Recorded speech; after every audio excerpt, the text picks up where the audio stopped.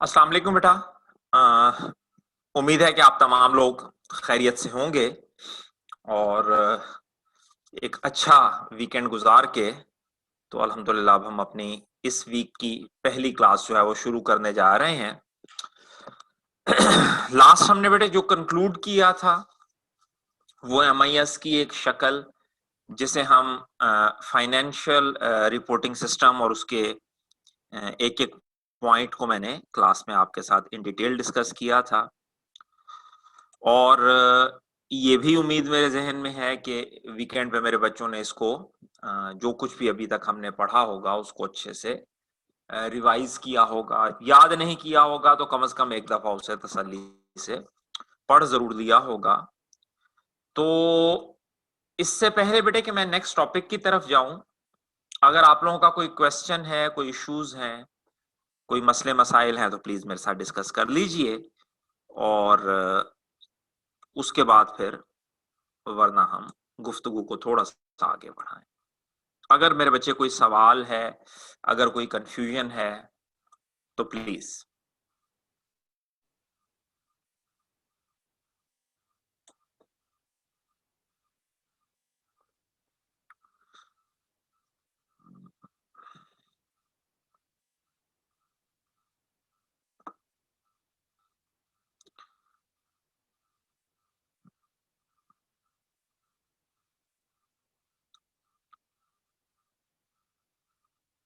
रोज की तरह बेटे हर लेक्चर में अब तो ये मजबूरन एक रूटीन मुझे बनानी पड़ रही है। जिन स्टूडेंट्स ने बेटे नाम के साथ रोल नंबर मेंशन नहीं किया, रिक्वेस्ट है उनसे कि प्लीज अपना रोल नंबर मेंशन कीजिए ताकि मुझे कंफर्म हो के क्लास में जो है स्टूडेंट्स मौजूद हैं और उनकी आइडेंटिफिकेशन कंफर्म।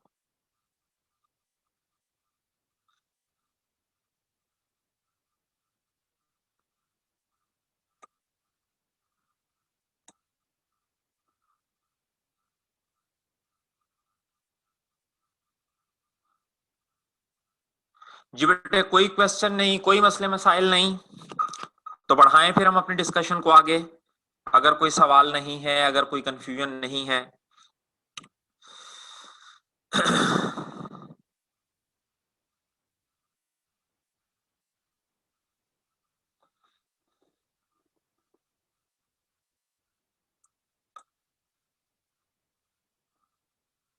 चलें जी, फिर अगर कोई सवाल नहीं है तो बेटे हम बढ़ाते हैं डिस्कशन को थोड़ा सा आगे। एमआईएस के ही मेरे बच्चे हमारे कंपोनेंट्स हैं, मजीद कुछ जो हमने देखने हैं जिसमें तीन मेजर कंपोनेंट्स, तीन मेजर कंपोनेंट्स तो ना कहें, तीन मेजर उनकी फॉर्म्स हैं जिसके मुतल्लिक आज हम बात करेंगे। अगर आप लोग स्क्रीन के ऊपर देख पा रहे हो, हमने फाइनेंशियल रिपोर्टिंग सिस्टम पढ़ लिया था। आज हम थोड़ी सी बात ऑर्डर प्रोसेसिंग सिस्टम की, इन्वेंट्री कंट्रोल सिस्टम की और फाइनली अगर वक्त बचा तो कुछ बात हम एचआरएम के हवाले से भी करेंगे। ऑर्डर को या इन्वेंट्री को बेटे समझने के लिए सबसे पहले एक डायग्राम आप लोगों को यहाँ थोड़ा ऑर्गेनाइजेशन का जो फ्लो है वो मेरी ख्वाहिश है कि मैं आप लोगों को समझाऊं कि ऑर्गेनाइजेशन में चीजें किस तरह से फ्लो करती हैं, किस तरह से काम करती हैं। तो रिक्वेस्ट है तमाम बच्चों से, एनर्जेटिक वे में जरा तरीके सलीके से पूरे फोकस के साथ कंसंट्रेट कीजिए। नॉर्मली बेटे हमारे पास जो ऑर्डर जनरेट होने वाली बात है, ये ऑर्डर और इन्वेंट्री दोनों को बेटे मैं इकट्ठे लेके चल रहा हूं और ऑर्डर जो है वो नॉर्मली हमारा कस्टमर जनरेट करता है। अब कस्टमर के पास बेटा ऑर्डर जनरेट करने के काफी सारे अब तरीके मौजूद हैं। बाज मर्तबा कस्टमर फिजिकली खुद उस बिजनेस प्लेस पे जाता है और ऑर्डर प्लेस करता है। बाज मर्तबा मेरे बच्चे वो किसी रिप्रेजेंटेटिव के जरिए से ऑर्डर प्लेस करता है। वो रिप्रेजेंटेटिव कस्टमर की साइड का भी हो सकता है या बाज मर्तबा बिजनेस की साइड का भी हो सकता है। फिर इसी तरह से बेटे बिजनेस के हवाले से और खास तौर पर हमने गुज़िश्ता एक दो सालों के अंदर ये जो ऑनलाइन में आपने चढ़ाव देखा है पैराडेमिक की वजह से, जिसमें ऑनलाइन बहुत एक बूम क्रिएट हो रहा है, और ऑनलाइन भी जिन कंपनी के पास ऑलरेडी ये सर्विस नहीं थी उन्होंने भी अब उस सर्कल को अडॉप्ट कर लिया है, उस टेक्नोलॉजी को अडॉप्ट कर लिया है, और ऑनलाइन बहुत सारे तरीके हैं, वेबसाइट के जरिए से, फिर इसी तरह आप टेलीफोन कॉल करके उनकी हेल्पलाइन के ऊपर या ऑर्डर लाइन के ऊपर, एसएमएस के जरिए से, बेतहाशा तरीके हैं। पर्टिकुलर एप्स भी बनी हुई हैं कंपनीज ने जो बनाई हुई है। तो इनिशियली कस्टमर जो है वो अपना ऑर्डर प्लेस करता है और उस ऑर्डर के अंदर सारी अपनी जो स्पेसिफिकेशंस हैं वो बताता है। ये ऑर्डर नॉर्मली रूटीन में हमारा बेटे सेल्स डिपार्टमेंट जो है वो इस ऑर्डर को मैनेज करता है। जो छोटी बेटे ऑर्गेनाइजेशंस हैं उनके अंदर सेल्स और मार्केटिंग एक ही जगह उन्होंने कंबाइन किए हुए होते हैं, एक ही जगह सेम ही करीबन लोग हो रहे होते हैं, हैंडल कर रहे होते हैं। बुनियादी फर्क क्या है कि जो मार्केटिंग वाले लोग हैं ये अवेयरनेस, इसे हम प्रोडक्ट अवेयरनेस कहते हैं, कि ये कस्टमर को, सिंपल सी बात है बेटे, जब तक कस्टमर को प्रोडक्ट के मुतल्लिक उसकी फीचर्स, उसकी फैसिलिटीज, उसकी जो भी डिस्क्रिप्शन वगैरह है, जब तक वो कस्टमर को नहीं पता लगे कि कस्टमर ऑर्डर किस तरह से प्लेस करेगा, तो मार्केटिंग वाले जो हैं वो बेसिकली अवेयरनेस के जिम्मेदार होते हैं। और जब कस्टमर ऑर्डर दे देता है तो फिर बेटा उस ऑर्डर को लेके चलना और उस ऑर्डर को कंप्लीट करना इफेक्टिवनेस और एफिशिएंसी के साथ और up to the maximum satisfaction कहा जाता था। लेकिन आज के दौर में जो हम बात करते हैं, हम बेटे खुद को सिर्फ सेटिस्फेक्शन तक नहीं रखते, कंपटीशन इतना स्ट्रांग हो गया है कि we talk in terms of customer delight. ठीक है ना? अब वो ऑर्डर जो है इस तरह से डिलीवर किए जाते हैं या इस तरह से मैनेज किए जाते हैं कि कस्टमर सिर्फ सेटिस्फाई ही ना हो बल्कि वो कस्टमर डिलाइट का सबब बने। तो सेल्स डिपार्टमेंट जो है वो उस ऑर्डर को पिक करता है, उस ऑर्डर को अंडरस्टैंड करता है, सारे मामलात को देखता है, और पहला जो इंटरएक्शन सेल वाले करते हैं, इनिशियल इंटरेक्शन, वो दो डिपार्टमेंट के साथ होता है। एक तो बेटे इन्वेंट्री वालों के साथ, ठीक है, इन्वेंट्री आप इसे कह लें, कुछ जगहों पे इसको स्टोर, गोडाउन, वेयर हाउस, मुख्तलिफ नाम है जरूरत के मुताबिक। ठीक है, डिपेंड करेगा भाई आपके बिजनेस की का स्केल जो है वो क्या है। और इसी के साथ बेटे जो सेल्स डिपार्टमेंट फौरन राब्ता करता है दूसरा, वो आप जैसे अफसरों के साथ, अकाउंट्स डिपार्टमेंट वालों के साथ। और अकाउंट्स वालों के साथ बेटे राब्ता इंतहाई जरूरी हो जाता है जब हम डील कर रहे होते हैं क्रेडिट सेल में। ठीक हो गया? रीजन उसके बिहाइंड बेटे क्या होती है कि हर कस्टमर की ना क्रेडिट वर्दीनेस होती है।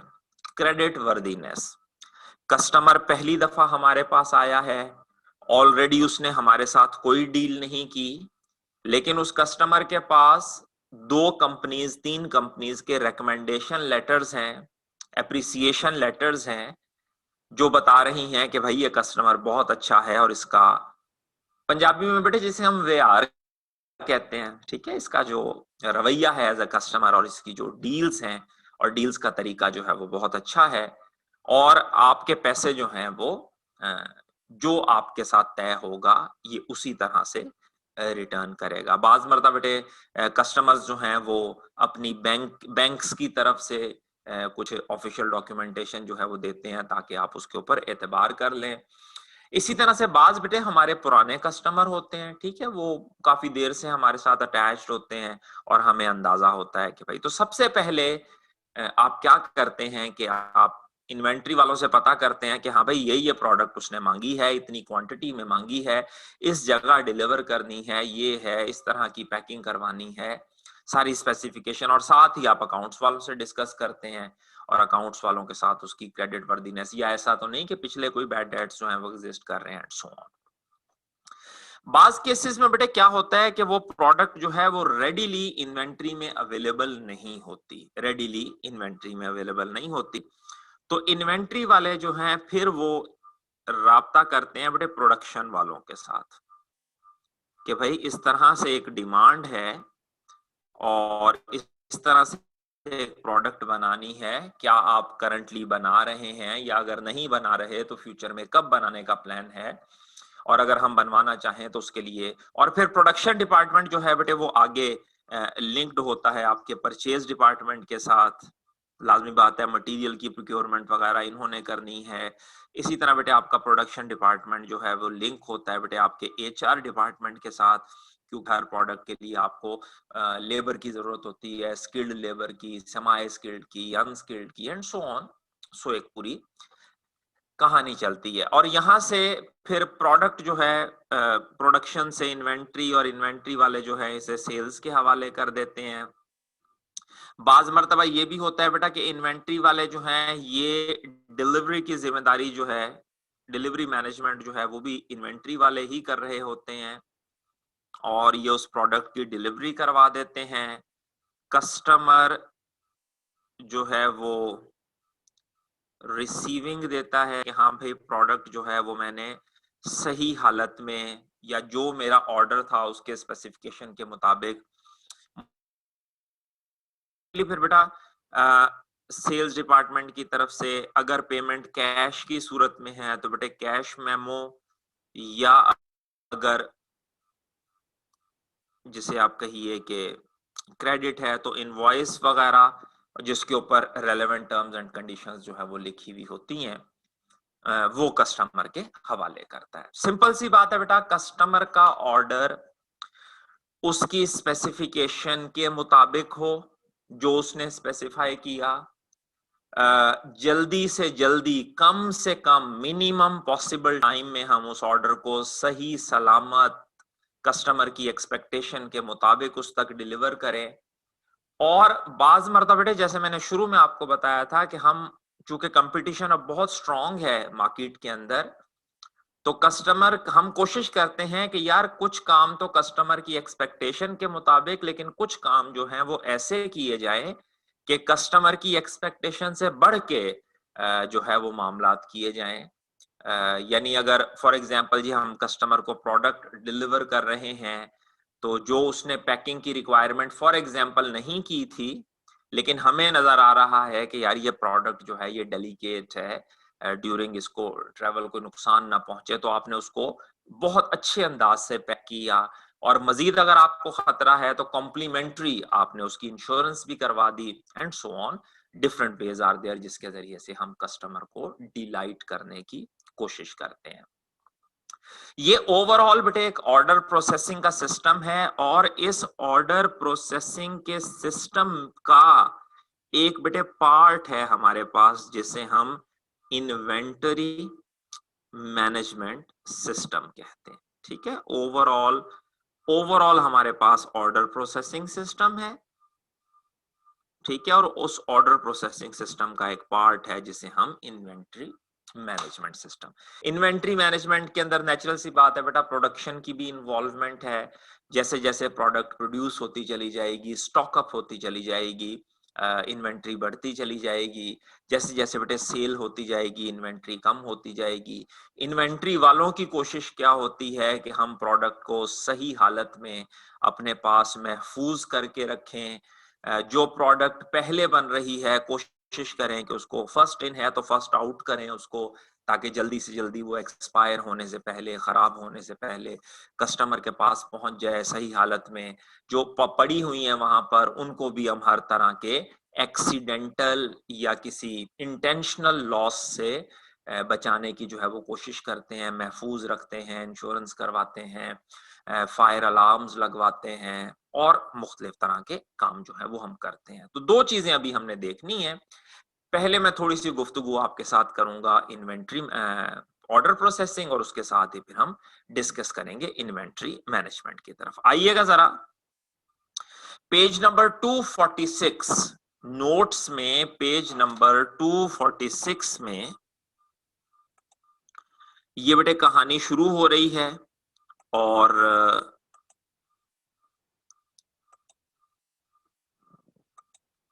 ऑर्डर प्रोसेसिंग सिस्टम की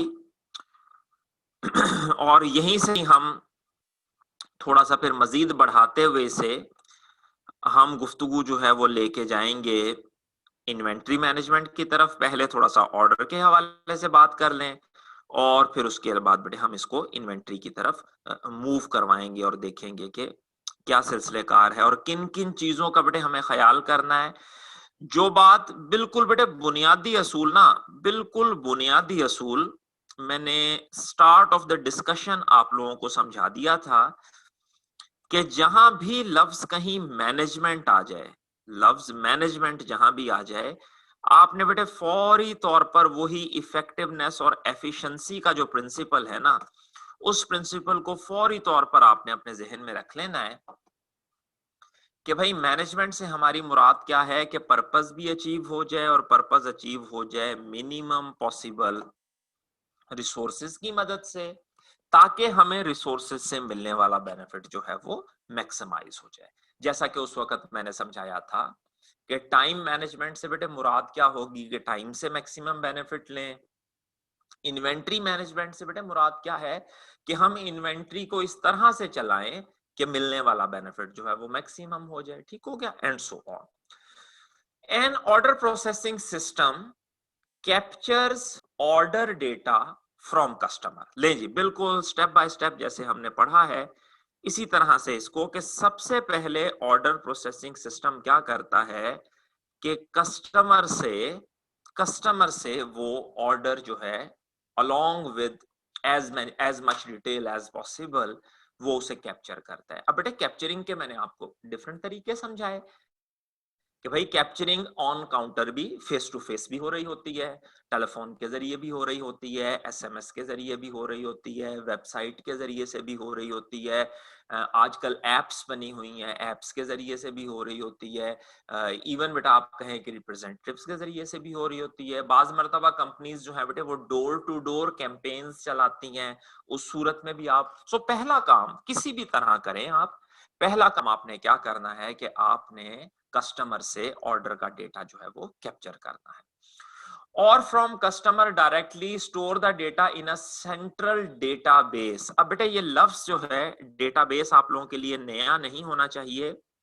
उस दिन मैंने बहुत तफसील से आप लोगों को समझाया था कि फील्ड क्या होती है, एक्सेल की मैंने एग्जांपल दी थी, फील्ड क्या होती है, रिकॉर्ड क्या होता है, टेबल क्या होता है, डेटाबेस क्या होती है, और एक स्टेप में इससे ऊपर लेके गया था जिसे हम डेटाबेस मैनेजमेंट सिस्टम, और उसके साथ मैंने आपको डेटा मैनेजमेंट फंक्शंस भी पढ़ाए थे, लाइक एडिटिंग है, सर्चिंग है, सॉर्टिंग है, डिलीटिंग है, रिट्रीविंग है, स्टोरिंग है और बाकी तमाम चीजें।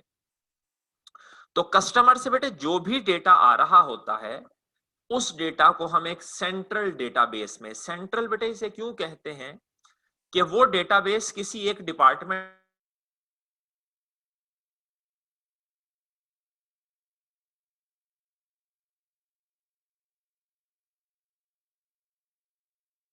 Provide tracking data on order and inventory at every step. ये इस चीज को बेटे आप लोगों ने अपनी लाइफ में भी काफी मर्तबा एक्सपीरियंस किया होगा।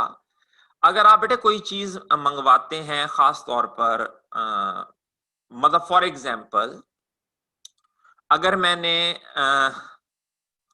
वहीद बुक डिपो वालों से एक किताब मंगवाई है, वहीद बुक डिपो लाहौर वालों से एक किताब मंगवाई है, तो बेटे मैं उनको टेलीफोन या उनकी वेबसाइट पे जाता हूं या उनको टेलीफोन करता हूं या उनको व्हाट्सएप करता हूं कि भाई फलां किताब जो है वो मुझे चाहिए। वो उस किताब की डिटेल्स मुझे सेंड कर देते हैं, मैं अकॉर्डिंगली पैसे ट्रांसफर कर देता हूं, इजी पैसा, बैंक अकाउंट, जैज कैश कुछ भी यूज करके।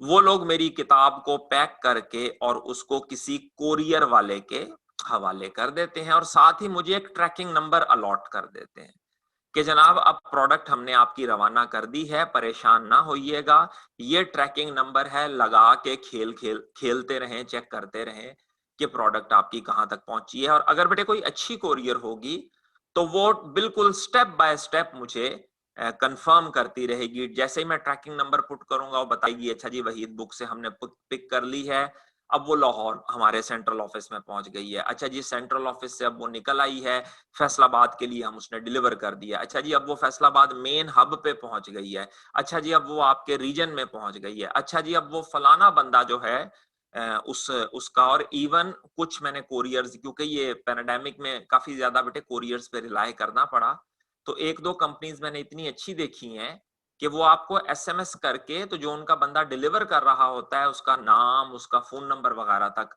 प्रोवाइड कर देते हैं कि भाई फलाना बंदा है, ये उसका फोन नंबर है, वो आपका पैकेट लेके इतने बजे निकल चुका है और अंदाजन इतने को बजे वो आप तक पहुंच जाएगा। इन द मीन टाइम अगर आपने उससे कांटेक्ट करना है तो। कहने का मकसद क्या, कस्टमर को बेटे जो मैंने शुरू में बात बताई कि now a days in high competition environment and high competition business environment, it's not all about just satisfaction, we need to delight the customer।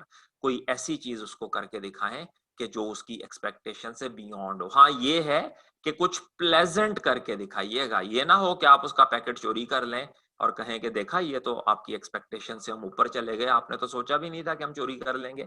इस तरह की बेटे हरकतें नहीं करनी, कुछ ऐसा काम जिससे पॉजिटिविटी या फंक्शनैलिटी आए। अगली चीज बेटे देखिएगा, order processing start with receipt on order from a customer, ये हमने पहले बात कर ली। Regular buyer and seller are often linked electronically, ठीक है। देखिएगा कैसे,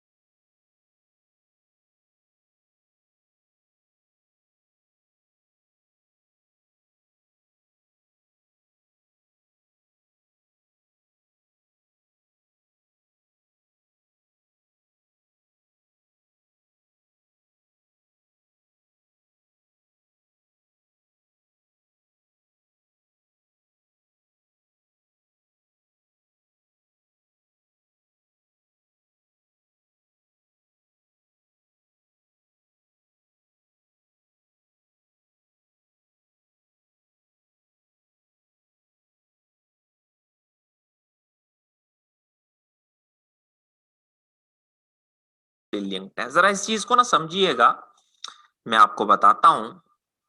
ये देखिए बेटे हो क्या रहा है कि मैं फॉर एग्जाम्पल, मेरा एक बिजनेस है से एबीसी ट्रेडर्स, एबीसी ट्रेडर्स, और फॉर एग्जाम्पल बेटा मैं डील करता हूं, फॉर एग्जाम्पल मैं डील करता हूं बेटा मोटरसाइकिल के टायर्स में, ठीक है। ये मोटरसाइकिल के जो टायर्स हैं, मैं कराची में मौजूद फॉर एग्जाम्पल जी सन रॉक ट्रेडर्स वाले हैं कराची में, ठीक है, मैं इनसे मंगवाता हूं। सन रॉक वाले जो हैं वो बेसिकली लिंक्ड हैं जिंगपिंग ट्रेडर्स के साथ, समवेयर इन बीजिंग चाइना, ठीक है, लिंक्ड हैं हम लोग आपस में। अच्छा मेरे पास जो, अब ये देखें सिंपल सी बात है बेटे, ये इधर से बीजिंग से माल आने में फॉर एग्जाम्पल हम कहते हैं जी 15 दिन लगते हैं, 15 डेज। इसको बेटे एहतियात से समझिएगा जरा इस बात को, क्योंकि ये आगे जाके ना इन्वेंट्री में भी यूज होनी है। यानी जिस दिन ऑर्डर कंफर्म हो जाए उस दिन से लेके 15 दिन लगते हैं बीजिंग से माल कराची आने में। और कराची जिस दिन बेटे मेरा ऑर्डर कंफर्म हो जाए, कराची से माल आने में लगते हैं फॉर एग्जाम्पल 6 डेज, ठीक है जी। मेरे जो बेटे डेली सेल है, फॉर एग्जाम्पल जो मेरी डेली सेल है वो 2000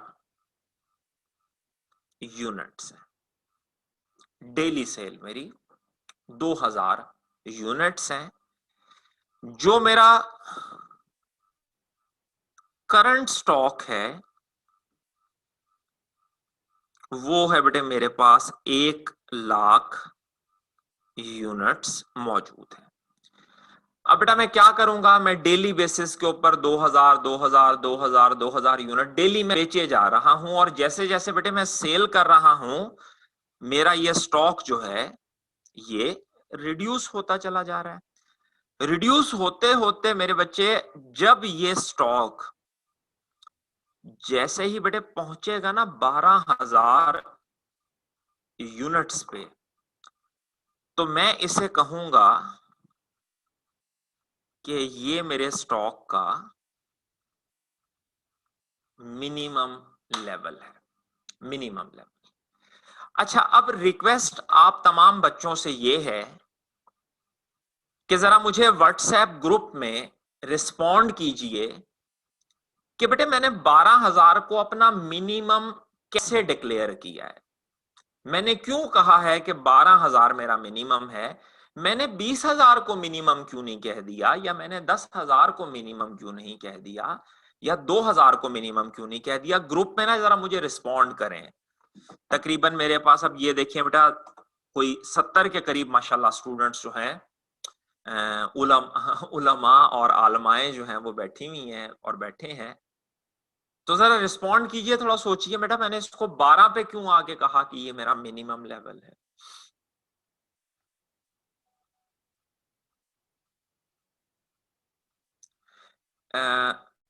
गुल साहब का जी मैसेज आया है कि जिससे लिंक है वो 6 डेज रिक्वायर करता है। ये तो बात गुल साहब मैंने बताई है आपको। बात आपकी किसी हद तक ठीक है, लेकिन इसमें मजीद थोड़ा सा ना मसाला डालने वाला है। बात आपकी सही है।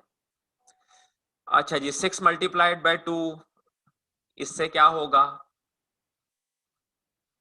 देखें आप, देखें गुल साहब की ना आप चालाकियां चेक करें।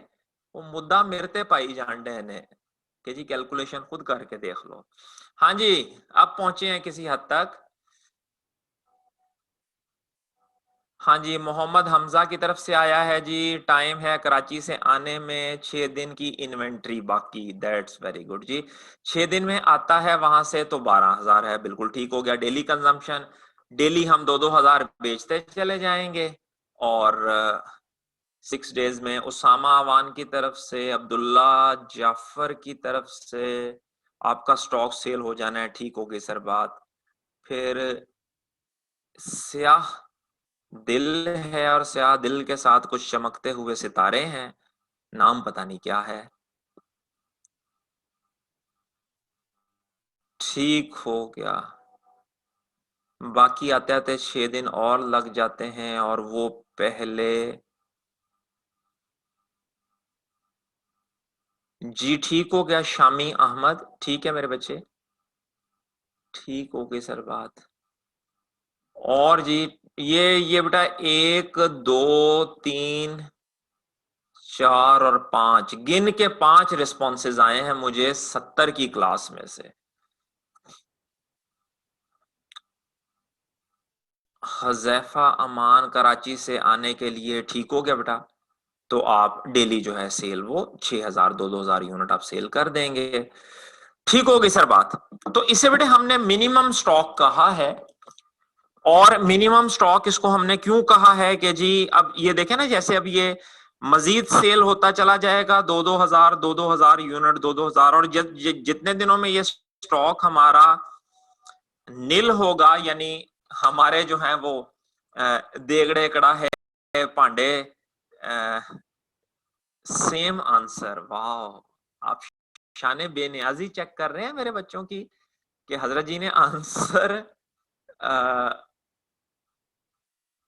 हाँ, और नाम भी ना बड़ा स्पेनिश सा नाम है, मतलब बिल्कुल ना मेडिसन का नाम लग रहा है, mangifera indica. Oh my god, someone from heaven, same answer. Okay जी, thank you, I got your answer. तो वो बिल्कुल ठीक है बेटा, तबले बाजे जब हमारे बिल्कुल खड़क जाएंगे, टन टन टन की आवाजें आनी शुरू हो जाएंगी, तो in the mean time Karachi से हमें माल जो है वो आ जाएगा। हाँ, इसमें एक चीज का बेटे ख्याल रखिएगा, एक चीज का मेरे बच्चे ख्याल रखिएगा कि ये देखिए हमने बिल्कुल ना काम एज पे रखा हुआ है, ठीक है, बिल्कुल एज के ऊपर रखा है कि यानी इधर से हमारा स्टॉक बिल्कुल खाली हो जाएगा और फिर उधर से सप्लाई आ जाएगी। अगर आप लोग बेटे न्यूज में, बिजनेस न्यूज में कुछ दिलचस्पी रखते हो तो कुछ 1-2 हफ्ते 3 हफ्ते पहले सुएज कैनाल के अंदर एक जो एक बहुत बड़ा कंटेनर शिप जो है वो, मतलब पायलट साहब जो है मैं खल कट शट मारने के चक्कर में थे, या वल्ला आलम हवाएं तेज थी या क्या हो गया था यार, पता नहीं, वो बैठा उधर पबजी खेल रहा था, तो वो उसने फंसा दिया कैनाल के अंदर, और तकरीबन बेटे 1 हफ्ते वो ट्रक है वो वहां फंसी रही।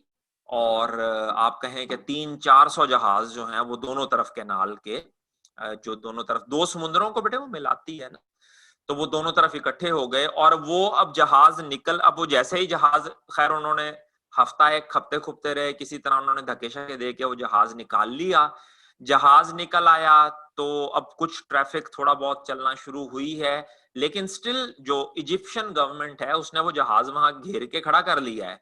वो उस जहाज को जाने नहीं दे रहे कि भाई ये इतना आपने जो यहाँ पर आतंक मचाया, इस आतंक के लिए उन्होंने 1 बिलियन यूएस डॉलर जो है वो डिमरेज में या फाइन की सूरत में या उन्होंने लॉसेस की सूरत में क्लेम किया है कि भाई 1 बिलियन यूएस डॉलर पे करो और अपना जहाज जो है वो ले जाओ। इसका मतलब बेटे क्या हुआ, कोई भी हादसा हो सकता है, ठीक है, कुछ भी मामला हो सकता है रास्ते में आते हुए।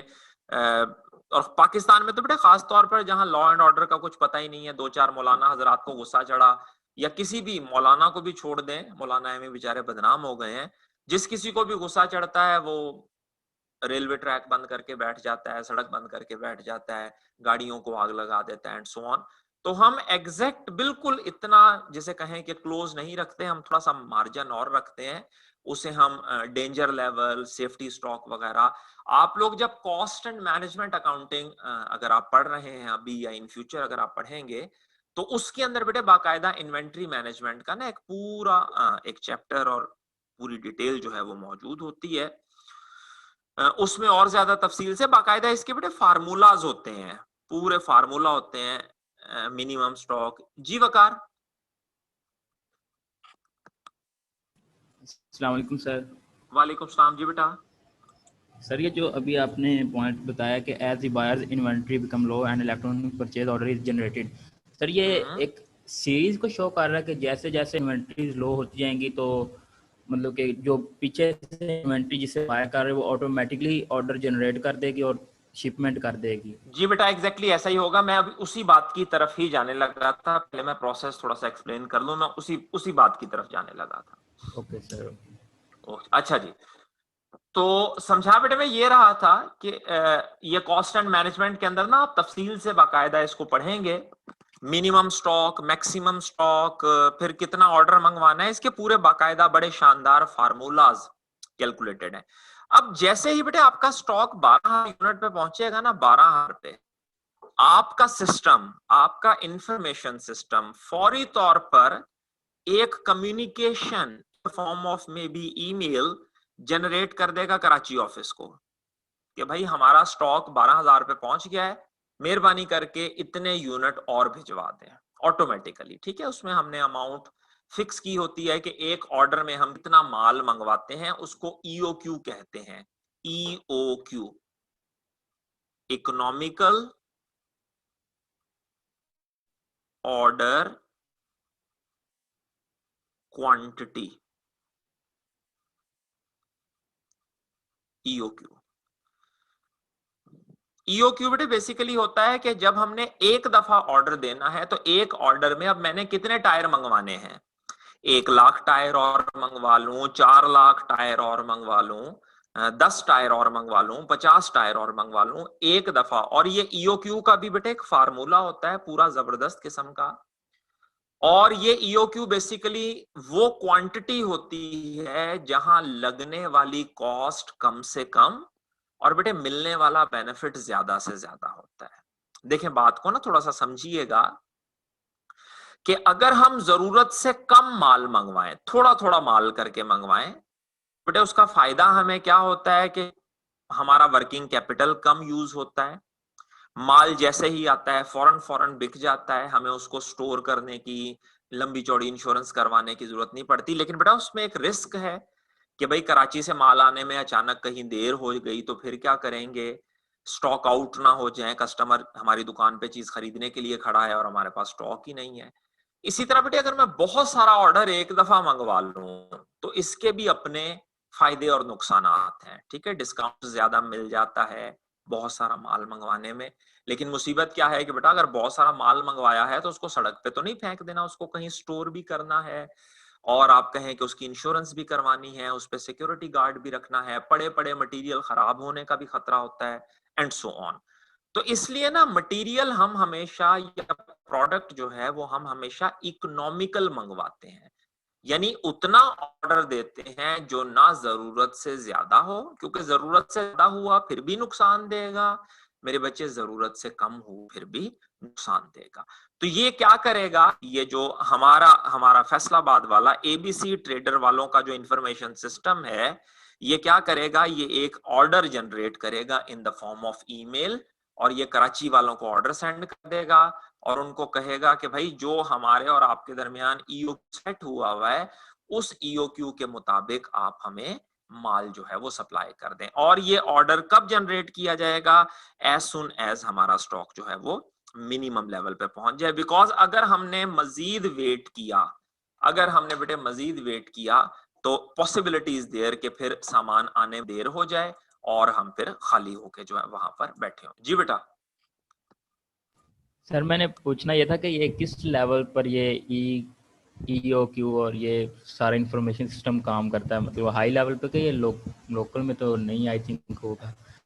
बेटा ये जो टेक्टिकल लेवल है, शोरूम टेक्टिकल। टेक्टिकल लेवल है मेरे बच्चे, हाँ जी, टेक्टिकल वाले डिसाइड करते हैं, collaboration with operational and strategic level, क्योंकि डिसीजन किसी एक तो नहीं करना होता, जी मिलके सर। ही डिसीजन होते हैं ना। यानी जैसी स्ट्रेटजी सेट होगी कि जी हमने ये स्ट्रेटजी बनानी है, फिर नीचे आप ऑपरेशंस वालों से पूछेंगे कि भाई आपको कितनी रिक्वायरमेंट होती है, और फिर मिलके ये डिसीजन जो है ये टेक्टिकल वाले बेटे जनरेट करते हैं।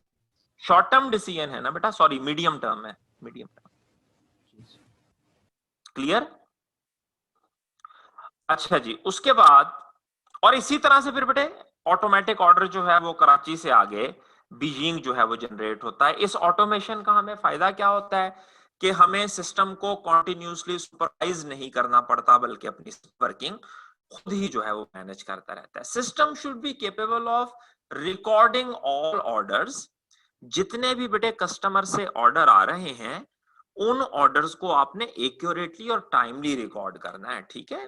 प्रॉपर मतलब आपने जैसे ही ऑर्डर दिया पूरी उसकी स्पेसिफिकेशन सही तरह से और टाइमली मैनर में रिकॉर्ड कर ली जाए। Linked to inventory control system, जो बेटे आपका ऑर्डर प्रोसेसिंग सिस्टम है ये लिंक्ड होता है आपके इन्वेंट्री कंट्रोल से। ये मैंने आपको यहाँ भी ये चीज जो है ऊपर भी करके दिखाई और इनिशियली यही समझाया था कि जो आपका इन्वेंट्री कंट्रोल सिस्टम है it's a part of order processing system, क्योंकि ऑर्डर की जो एप्लीकेशन है बेटे वो इन्वेंट्री पे ही होनी है जाके।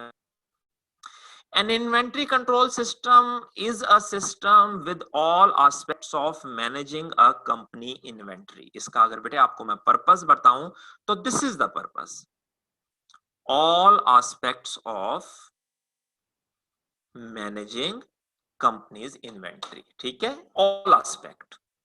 प्रोडक्शन वालों से इन्वेंट्री लेना, उस इन्वेंट्री को महफूज सॉर्टेड फॉर्म में रखना। सॉर्टेड फॉर्म में बेटे इसलिए कि ये ना हो कि गोदाम में से चीज ढूंढने में ही आपको 3 दिन लग जाएं, प्रॉपर शेल्फ्स के अंदर, रैक्स के अंदर। अगर आपको कभी इत्तेफाक हुआ हो किसी बड़ी कंपनी के इन्वेंट्री हाउस में जाने का, या इंशाल्लाह होगा जब आप आर्टिकल्स में जाएंगे और स्टॉक टेकिंग्स किया करेंगे, तो देखिएगा कि कितने बड़े बड़े स्टोर्स जो है वो मौजूद होते हैं जिनके अंदर करोड़ों रुपए का माल जो है बड़े अच्छे मैनेज्ड वे में रखा हुआ होता है, फिर उसको सेल करना, फिर उसको प्रॉपरली डिलीवर करना, हर चीज जो है ये लोग मैनेज करते हैं। उसमें क्या क्या है, परचेजिंग भी है, शिपिंग भी है, रिसीविंग भी है, ट्रैकिंग भी है, वेयर हाउसिंग भी है, स्टोरेज भी है। ये लफ्ज बेटे टर्नओवर जरा देख लीजिएगा। टर्नओवर से मुराद क्या होती है, हम नजर रखते हैं इन्वेंट्री पे कि हमारी इन्वेंट्री कितनी देर में सेल्स में कन्वर्ट हो जाती है। इन्वेंट्री कितनी देर में सेल्स में कन्वर्ट हो जाती है। हर बंदे की, हर कंपनी की ये ख्वाहिश होती है कि उसकी इन्वेंट्री जल्दी से जल्दी, एज सुन एज पॉसिबल, उसकी इन्वेंट्री जो है वो, क्योंकि सेल्स में कन्वर्ट होगी इन्वेंट्री तो फिर ही बेटा आपको उसका कोई रेवेन्यू जनरेट होगा। और रीऑर्डरिंग वगैरह, रीऑर्डरिंग ये अभी मैंने आपको 2 मिनट पहले समझाया। ये यहां पर कि बेटे जैसे ही आपका स्टॉक जो है वो मिनिमम पे पहुंचता है, आप फौरी तौर पर क्या कर देते हैं, आप अपनी प्रोडक्ट को रीऑर्डर कर देते हैं कि भाई हमारी प्रोडक्ट खत्म होने से पहले पहले मेहरबानी करके इतनी प्रोडक्ट जो है वो हमें भिजवा दीजिए। Inventory control is a critical piece of organization operation and bottom line. ठीक है जी, बॉटम लाइन क्यों, कि बेटा ऑपरेशंस वाले मैनेज करते हैं। Ultimate goal of inventory control should be to maximize use of inventory. ठीक है, इसके आगे बेटे इन्वेंट्री टर्नओवर लिख लें प्लीज। यूज ऑफ इन्वेंट्री के आगे ब्रैकेट में प्लीज लिख लीजिए इन्वेंट्री टर्नओवर। हमारी कोशिश क्या होती है कि इन्वेंट्री का यूज मैक्सिमम हो, जल्दी से जल्दी, जल्दी से जल्दी पड़ी ना रहे वहां पे, जल्दी से जल्दी यूज हो जाए, सेल हो जाए, बिक जाए, रेवेन्यू में कन्वर्ट हो जाए, प्रॉफिट में कन्वर्ट हो जाए। जितनी जल्दी बेटे बिक जाएगी उतना ही आपके लिए फेवरेबल होगा। Objective of system is to maintain, ये मेंटेन्स लिखा हुआ है, इसको ठीक कर लीजिएगा। Objective of the system is to maintain an appropriate amount of inventory at all times. बेटा ये जो लफ्ज एप्रोप्रिएट है ना, मेहरबानी करके इसको हाईलाइट कीजिए। और ये बड़ा ही इंपॉर्टेंट लफ्ज है। यहां उसने ये बात नहीं की कि ज्यादा से ज्यादा इन्वेंट्री रखो, यहां उसने ये बात नहीं की कि कम से कम इन्वेंट्री रखो, बल्कि वो क्या कह रहा है कि भाई अपने बिजनेस की नीड के मुताबिक एप्रोप्रिएट डिसाइड करो। अभी जैसे बेटे रमजान के दिन आ रहे हैं तो हमारे यहाँ पर जी रोजा इफ्तार करते वक्त पकौड़े खाना जो है वो एक तरह का मजहबी फरीजा है। ठीक है ना, कोई भी इफ्तार जो है वो मगर पकौड़े नहीं है ना उसके अंदर, तो वो ऐसे समझा जाएगा कि कोई मुअज़्ज़ल्लाह अस्तगफिरुल्लाह को गुनाह कबीरा जो है वो सरजद हो गया है। तो नेचुरली बेटे जो पकौड़ों से जुड़ी हुई इंडस्ट्री है, जिसमें आप कह लें कि बेसन बनाने वाले और उसमें जो मुख्तलिफ सब्जियां डलती हैं वो, और ये जो वैसे पकौड़े बना बना के लोगों को बेचे जा रहे हैं, तो ये सारे जो हैं ये अपने इन्वेंट्री लेवल्स इंक्रीज कर लेंगे। सारे जहान को पता है कि भाई अब मुसलमानों ने जो है रोजे रखने हैं तो पकौड़ों की सेल जो है वो बढ़ जानी है। लेकिन इसी तरह बेटे अब कुछ ऐसे मौसम आएंगे जहां पर इतनी डिमांड नहीं होगी। तो देख ले उसने वर्ड मैक्सिमम या मिनिमम नहीं यूज किया, बल्कि वो क्या कह रहा है जी, एप्रोप्रिएट। ठीक है, जो आपको सर्कमस्टांसेस के मुताबिक सही लगे उसके मुताबिक अपनी inventory at all times maintain करें। ठीक है, ऐसा नहीं है जो इन्वेंट्री बेटे आपको मार्च में सूट कर रही है हो सकता है वो सितंबर में सूट ना करे, जो आपकी कंपनी को सूट कर रही है हो सकता है वो दूसरी कंपनी को सूट ना करे। सो आपने appropriate levels at all times जो है वो मेंटेन रखना है। A control system should be able to indicate accurate level of inventory, accurate level of inventory, और इसके आगे बेटे ब्रैकेट में लिखिएगा रियल टाइम प्रोसेसिंग। इसके आगे ब्रैकेट में लिखें रियल टाइम प्रोसेसिंग। हमारे बेटे जितने भी जदीद इंफॉर्मेशन सिस्टम है वो सारे हमें रियल टाइम में देते हैं। ठीक है ना, यानी ऐसा नहीं होता कि आपने सुबह चीजें बेचनी शुरू की और फिर अब आप शाम को बैठ के हिसाब करेंगे कि कितनी बिक गई और कितनी बाकी बच गई। नहीं, एक प्रोडक्ट अगर सेल हुई है फौरन इन्वेंट्री 1 यूनिट कम हो जाएगी। एक प्रोडक्ट नई बन के आई है एकदम इन्वेंट्री 1 यूनिट बढ़ जाएगी। सो आपने ये जो करनी है ना एक्यूरेट लेवल ऑफ इन्वेंट्री, ये बेटा आजकल के दौर में उसी तरह पॉसिबल है कि अगर आप इसको रियल टाइम में मैनेज करें। Ability to order replacement inventory if inventory level fall to a certain level, और इसके आगे बेटे ब्रैकेट में लिखिए fall to a certain level के आगे ब्रैकेट में लिखिए बेटे मिनिमम स्टॉक, मिनिमम स्टॉक। ठीक है, जैसे ही मिनिमम पे आती है, इसके अंदर मैंने आपको बेटा कॉस्ट एंड मैनेजमेंट पढ़ेंगे ना तो इसमें मजीद डिटेल्स आएंगी, ये सिर्फ मिनिमम नहीं होता, इसमें सेफ्टी स्टॉक्स भी आ जाते हैं, डेंजर लेवल्स भी आ जाते हैं, मजीद इसके अंदर कुछ कहानियां हैं। लेकिन फिलहाल आप लोगों को समझाने के लिए हम ये कहते हैं कि भाई जैसे ही हमारा स्टॉक मिनिमम लेवल पे आता है हम इमीडिएटली रीऑर्डरिंग जो है वो कर देते हैं। अच्छा, अब एक चीज और समझिएगा, ऊपर बेटे कुछ पॉइंट्स ना, कुछ पॉइंट्स आपने पढ़े हैं, ये देखिएगा जरा। ऊपर तकरीबन ये 5 बुलेट्स जो हैं ये मैंने आपको पढ़ाई हैं प्योरली ऑर्डर प्रोसेसिंग से। उसके बाद बेटे ये जो नीचे 5 बुलेट्स आपने पढ़ी हैं ये स्पेसिफिक हैं इन्वेंट्री की। जो नीचे वाली अब ये बुलेट्स हम पढ़ने जा रहे हैं इनमें मेरे बच्चे एक चीज समझिएगा, ये देखें,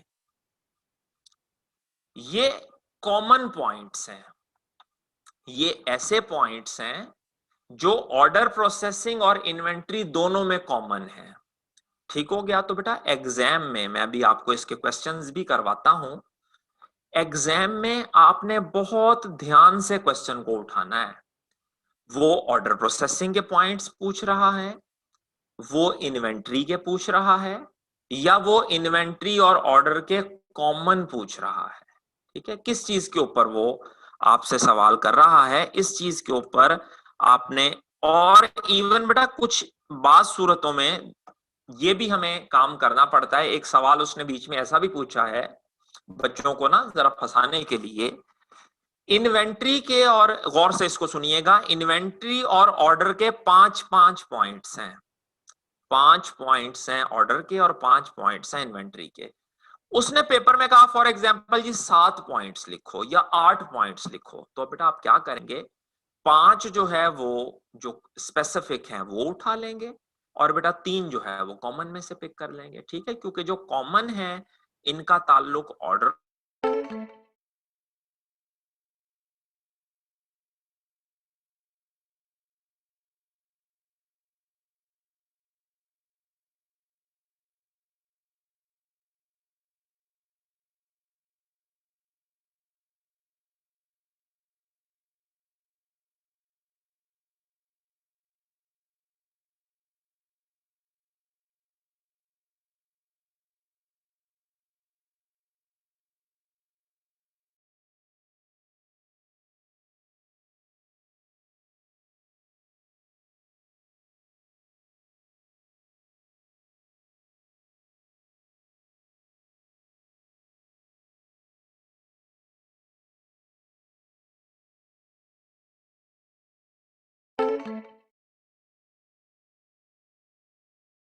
की पैकिंग को पढ़े ना तो उसके ऊपर लिखा हुआ होता है कि भाई ये बनी कब थी, इसने एक्सपायर कब होना है, या उसके ऊपर लिखा होता है बेस्ट बिफोर, कि भाई इतने अरसे से पहले पहले आप इसको कंज्यूम कर लें। तो इन्वेंट्री एज बेटा हम इसलिए खास तौर पर नजर में रखते हैं कि कहीं ऐसा तो नहीं कि कोई इन्वेंट्री पड़ी पड़ी ही हमारे पास एक्सपायर हो गई हो।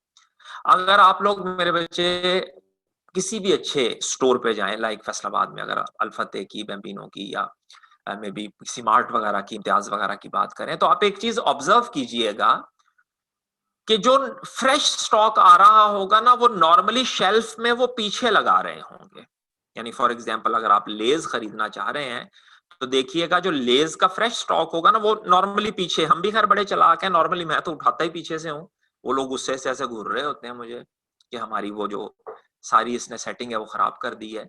रीजन उसके बड़े बिहाइंड क्या होती है कि इन्वेंट्री का, इसको साइकिल बोलते हैं, हम इन्वेंट्री को मूव करवाते जाते हैं, first in first out, FIFO इसे बोलते हैं, फर्स्ट इन फर्स्ट आउट। हमारी कोशिश क्या होती है भाई जो बना पहले है, चूंकि उसने एक्सपायर पहले होना है तो बेहतर है कि उसको एक्सपायर होने से पहले पहले सेल कर दिया जाए। और ये चीज वो कहता है कि बहुत जरूरी हो जाती है, खास तौर पर जब हम डील कर रहे हो बेटा पेरिशेबल आइटम आइटम्स के साथ, ठीक है।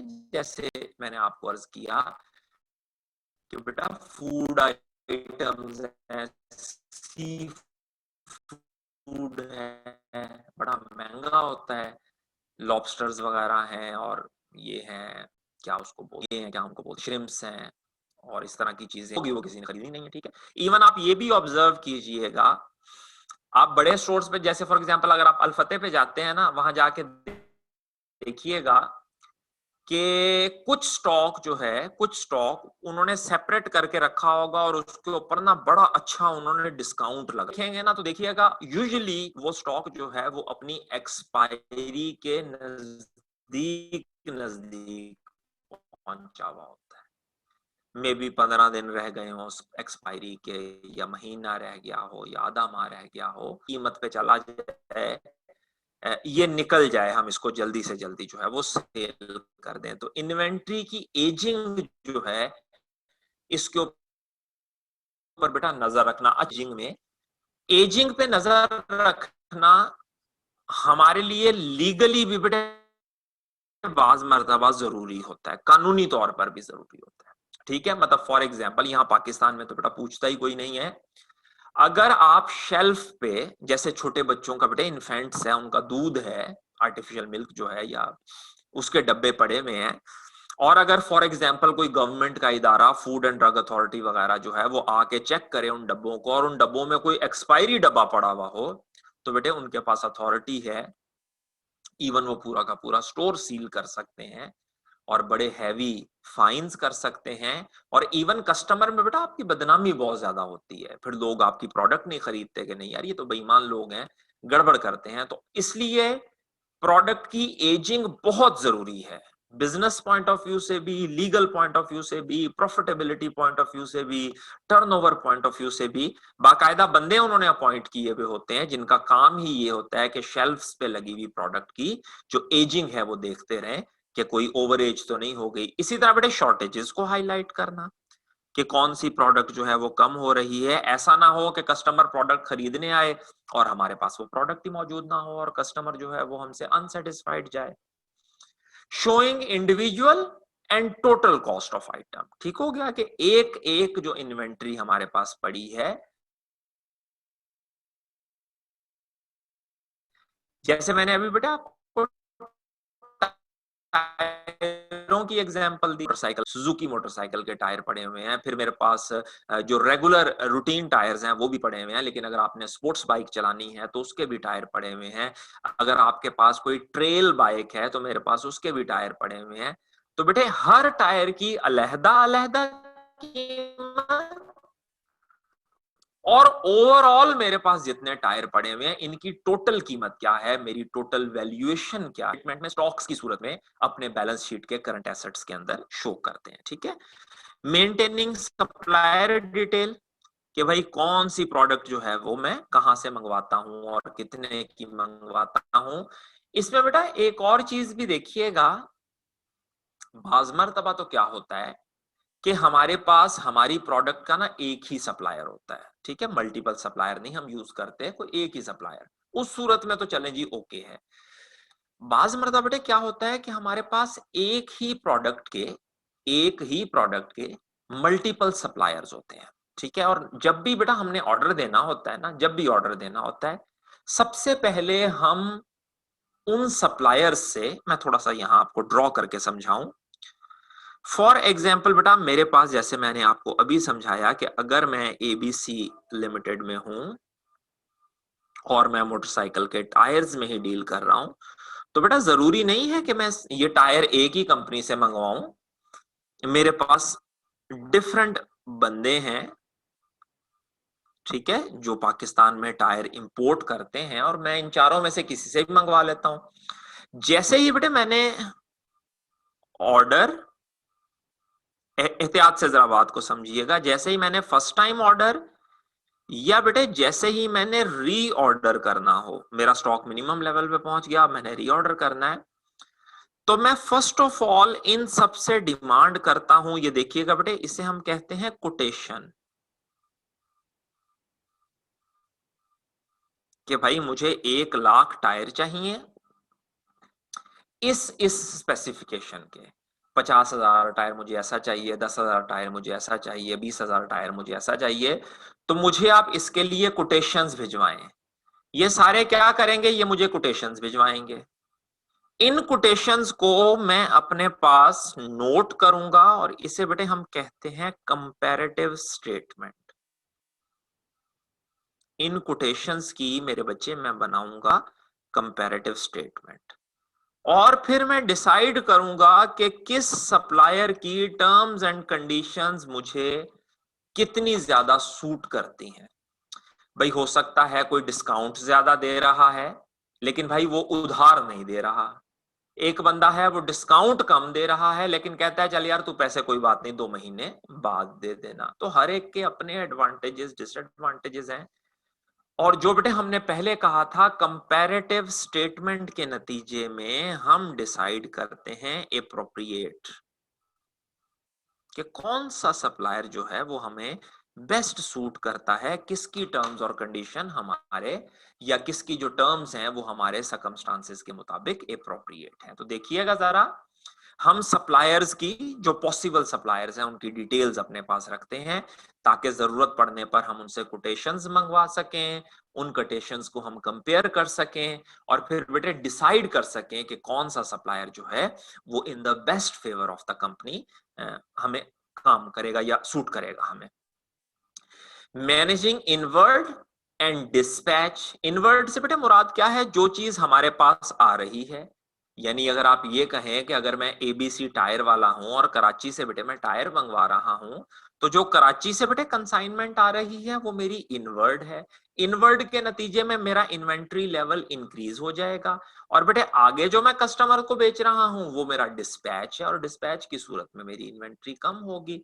ठीक है, उसको पूरे को मैनेज करें, रिकॉर्ड करें, और location of the inventory should be recorded for easy and efficient management. ठीक है, ये लोकेशन बहुत मेरे बच्चे इंपॉर्टेंट हो जाती है जहां पर कंपनी के पास बेटा बड़े बड़े ह्यूज किस्म के आप कहें कि इन्वेंट्रीज होती हैं। अगर मैं आप दोस्तों को ना रिक्वेस्ट करूंगा, अगर बेटे टाइम मिले तो आप लोग Amazon को या एक कॉर्पोरेट कंपनी है 3M के नाम से, 3M, अगर आप थोड़ा सा जरा इस 3M के बिजनेस को देखेंगे ना, तो आपको भी मेरी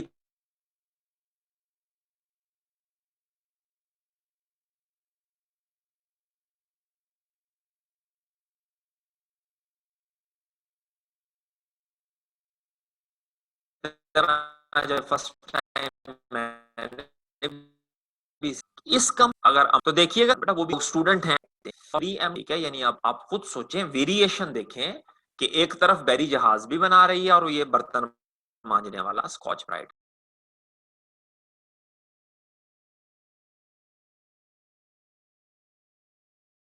ठीक है, अंबानी को, टाटा वालों को देख लें, रोल्स रॉयस, सॉरी ये जैगवार जो है वो इनके पास ब्रांड है, रेंज रोवर इनके पास है, ट्रक ये बनाते हैं। टाटा वाले जो हैं ये बेटे इनका वेंचर है अमेरिकन कंपनी के साथ, F-16 बनाने वाली जो कंपनी है लॉकहीड मार्टिन, उनके साथ इनका वेंचर है F-16 की प्रोजेक्ट में, प्रोडक्शन जो है ये इंडिया के अंदर। फिर इसी तरह से और बहुत सारी वर्किंग, ये सॉल्ट भी बनाते हैं, ठीक है, टाटा सॉल्ट। ये बेटे हीरो में भी डील करते हैं, ठीक है, तनिष्क के नाम से इनका एक ब्रांड है। ये मेरे बच्चे घड़ियां भी बनाते हैं।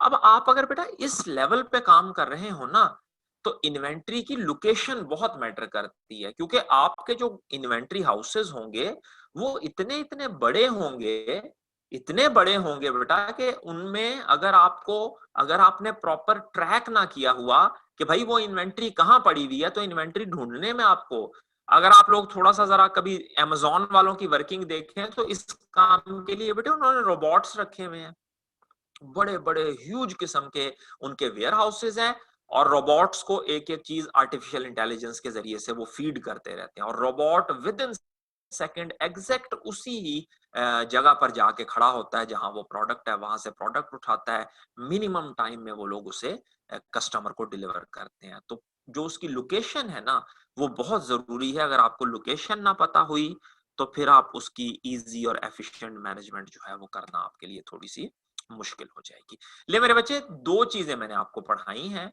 ऑर्डर प्रोसेसिंग सिस्टम पढ़ाया है और साथ मैंने ऑर्डर प्रोसेसिंग सिस्टम का ही एक पार्ट पढ़ाया है जिसे इन्वेंट्री कंट्रोल सिस्टम कहते हैं। इसके दो सवाल आए हुए हैं, बड़े सादा सादा से और सिंपल सिंपल से। ऑटम 2016 में एक सवाल आया है, क्वेश्चन नंबर 12 है, उसका बी पार्ट है, what do you understand by an inventory control system. सीधी सीधी बेटे डेफिनेशन है, ऊपर लिखी हुई है, स्टेट 5 कैरेक्टरिस्टिक्स। ये देखें, features of a typical inventory control. अगर आप सवाल के ऊपर बड़े गौर करेंगे ना तो देखें, ये इन्वेंट्री कंट्रोल में ये गौर करें, ऊपर उसकी इतना पोर्शन जो है, ये इतना वाला पोर्शन ये आपने लिख देना था। ऊपर इन्वेंट्री कंट्रोल की डेफिनेशन है और नीचे 5 उसकी बुलेट्स हैं। दूसरी तरफ नहीं जाना, उसने स्पेसिफिक इन्वेंट्री का पूछा है। लेकिन बेटा अगर आप अगला सवाल देखें, स्प्रिंग 2018 वाला क्वेश्चन नंबर 8, उसका ए part, Save Big has recently been established as a large departmental store. It is in the process of introducing inventory control system. ठीक है भाई, चूंकि रिसेंटली वो एक बड़ा सारा स्टोर बन गया है, डिपार्टमेंटल स्टोर बन गया है, स्टैब्लिश किया है उन्होंने एक डिपार्टमेंटल स्टोर, तो उन्होंने कहा है कि भाई एक अच्छा इन्वेंट्री कंट्रोल सिस्टम बनाते हैं। यहां आप देखें जो मैं बात कर रहा था, लिस्ट एनी 7 फंक्शंस या characteristics of N inventory control. और यहां स्टूडेंट थोड़ा सा परेशान होता है कि भाई इन्वेंट्री में तो सर जी उसने फंक्शन ही 5 बताए हुए हैं। ये ऊपर अगर गौर करें तो इन्वेंट्री के, जिनको बेटे अभी मैं हाईलाइट करने लगा हूं, 1 2 3 4 और 5 इन्वेंट्री के तो फंक्शन ही उसने 5 बताए हैं। तो बेटे मेहरबानी करके फिर इस तरह कीजिएगा कि 5 ऊपर से लिख लीजिएगा और कोई से भी 2 फंक्शन जो है वो आप नीचे जो कॉमन या शेयर्ड फंक्शंस हैं वहां से पिक करके टोटल 7 जो है वो उसे पूरे करके दे दीजिएगा।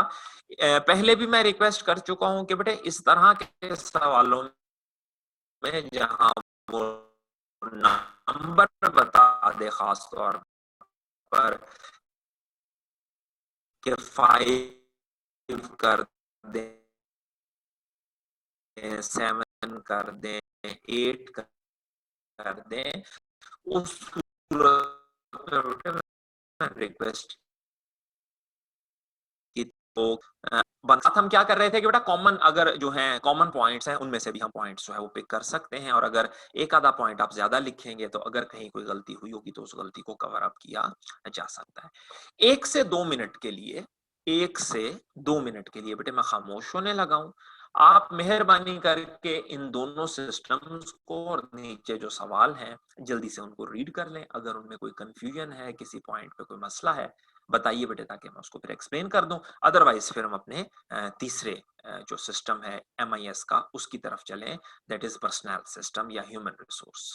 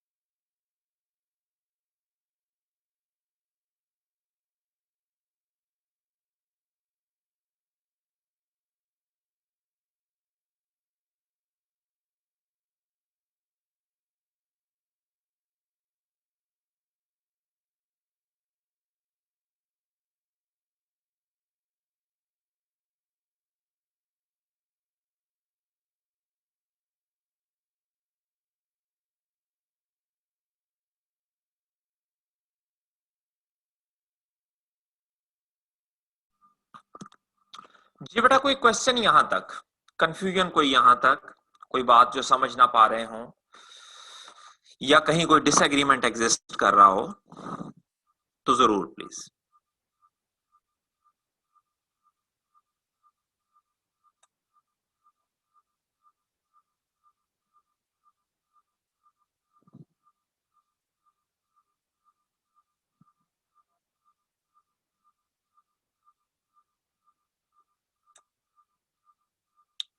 जी हमजा बेटा।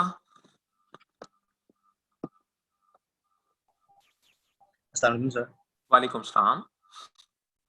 सर आपने ये ऑर्डर सिस्टम में एप्लीकेबल के बारे में बताया था, इस दोबारा बता देना।